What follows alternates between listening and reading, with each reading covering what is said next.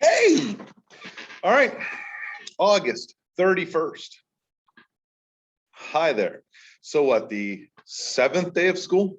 I think the 7th, maybe the 8th. So what did I teach today? Important one. Second thing I taught is I went over reading.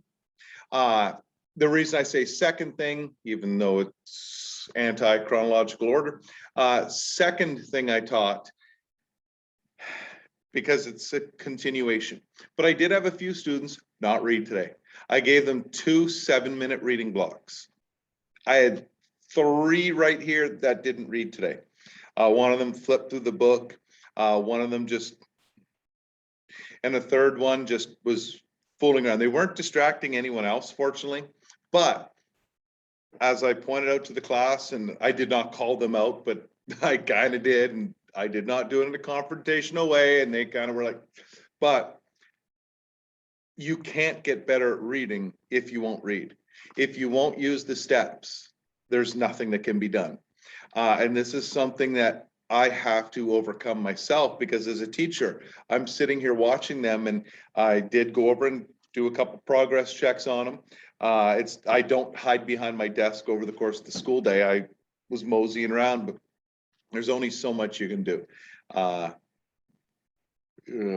So after class, I had subtle chats with them. We'll see if tomorrow's better. All right, but the first thing I taught, first thing, this is kind of the big thing of the day. The note says that people already take shots at you. Welcome to life. This is my opinion, but based on my opinion, which is based on my experience with teaching high school and a little bit of middle school, is that middle school bullying is insane. And grade 9, it continues. A lot of grade 9 students will bully because they're trying to find their way in the world, and they're trying to establish themselves as in the school pecking order, not just class. And bullying seems to be a way to get them there, so they bully. Then what happens is over the course of high school, it decreases for most. And even students here, we have seniors who would argue they're still bullied, but it decreases. But one reason why people take shots at you, some people are bullies. Number 2, and this one seems evil for me to say, but sometimes students do behaviors that challenge other students to get after them. So when they use that voice, or that student who messes with other people's stuff. So a few years ago, we had a kid who decided to, as a joke, steal a cookie off a table in the lunchroom. Kid clocked him. Yeah, that's, don't mess with people's stuff. Seems simple. Okay. Third thing, we're all idiots part of the time. Just the way it is. I'm an idiot part of the time. You're an idiot part of the time. We can't help it. We're human. Occasionally, we don't pull our zippers up. Occasionally, we catch our foot at the edge of a desk and stumble. And when these things happen, when we go to take a drink of coffee and the lid just isn't quite on, so it's like that, and you go to take a drink and the coffee goes down your shirt, students might laugh. When I say laugh, they're just gonna be like, what happened? Well, I deserve that because I have coffee all over my shirt. It looks stupid, especially if I spill it on my crotch. It looks terrible. Are they bullying me? No, I did something dumb. It's a logical reaction. So knowing that you have bullies, that some of our behaviors kind of attract bullies, and that sometimes our behavior accidentally also gets us bullied.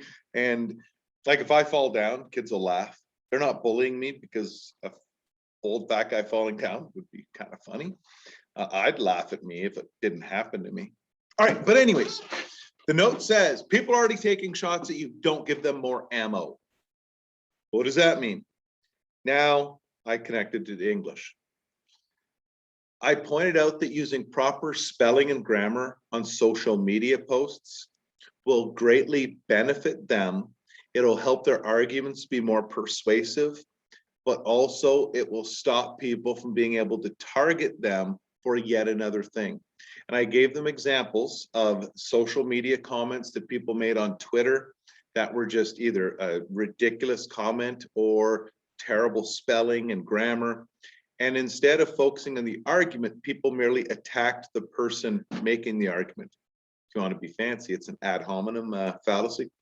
But when your online commentary is filled with spelling mistakes, when you refer to your sweet lady friend, this is my angel, and you spell it angle, people are going to make fun of you. If this is my love and I refer to my love here as an angle, well, my rival for affection here might go up to Guido and say, Guido, why are you dating an idiot?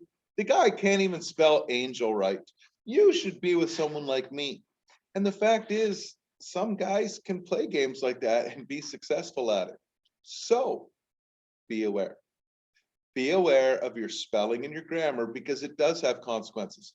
I pointed out again to the class that a third of them wouldn't even notice a mistake. Another third would say, who cares? It's a mistake. What are you, the grammar police? But the other third, I pointed out how people do take screenshots and share these things around. Don't give people more ammo than they already have to use against you. Be aware of what is going on. I used a quick clip from MK, which is a Reddit page that a guy reads online, or he reads on YouTube. And this one is confidently incorrect.